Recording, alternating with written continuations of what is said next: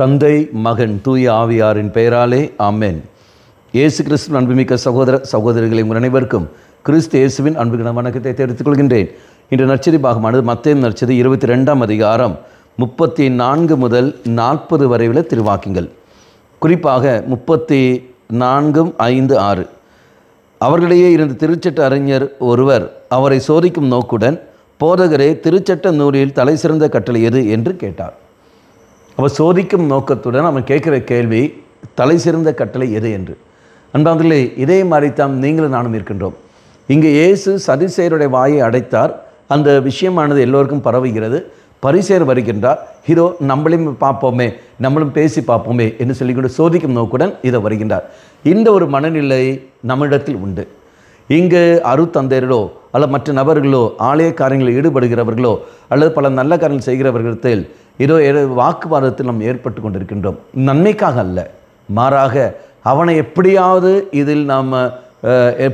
அவனை நாம் ஒரு குழப்பத்தில் உண்டு செய்ய வேண்டும் என்பதற்காக, நமக்கு எல்லாம் தெரியும், அவரை விட நமக்கு நன்றாக தெரியும் என்பதை காட்டிக் கொள்வதற்காக நாம் பல காரியங்கள் நாம் செய்து விடுகின்றோம்.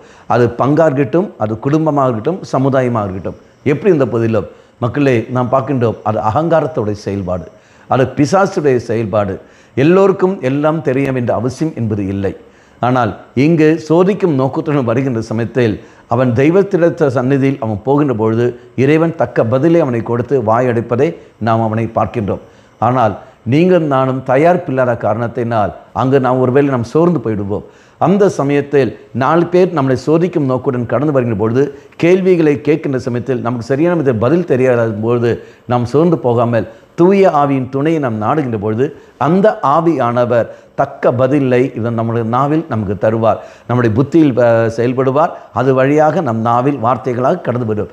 அந்த சமயத்தில் நாம் எதிர்பார்க்காத விதத்தில் இது நமக்கு தக்க பதில் அங்கு கொடுக்க முடியும். அப்போ நான் செய்ய வேண்டிய ஒரே ஒரு காரியம்தான், நம்மை தேடி வருகிறவர்கள், அகங்காரத்தோடு வருகிறவர்கள் அப்படி இருக்கிற சமயத்தில் நீயும் நானும் தூய ஆவியோடு இணைந்து கொண்டு, ஆண்டவரே, இதா எனக்கு ஒன்றும் தெரியாது, நீ பார்த்துக்கொள் என்று சொல்லி போக வேண்டும்.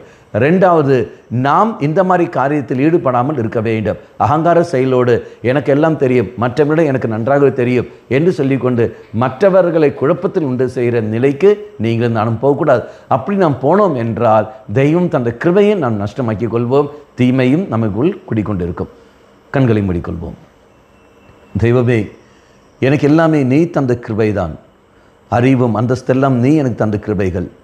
அந்த கிருபைக்கு ஏற்ற ஒரு வாழ்க்கை நான் கிருபை தந்துடலும்.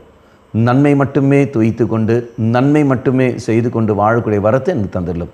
அம்மா மாதாவே, தெய்வ மாதாவே, எங்கள் மாதாவே, என் அன்னையே, விசேஷமாக எங்களுக்காக பரிந்து பேசும். ஆமேன். தந்தை, மகன், தூய ஆவியாரின் பெயராலே ஆமேன்.